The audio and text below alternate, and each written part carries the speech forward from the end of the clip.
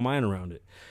Hoover Dam has been going through a significant drought. And I mean, at first it seemed like we would bounce back, and we haven't. And it's gotten really bad. There's pictures from satellites that are showing the rings. If you know anything about Las Vegas and our water, you will have white calcium and buildup on all your pipes. You'll have had broken pipes due to our water being so hard. Our skin is dry. So watching it evaporate from Lake Mead is pretty amazing because it leaves behind a story. It's pretty sad because where we were to where we are seems like we're never going to get back. And I don't even understand how we got this far. The city has grown immensely and super fast. This city became a city in 1950. It might be 1905. Yeah, I'm pretty sure it's 1905 during the whole gun thing, Battleborn.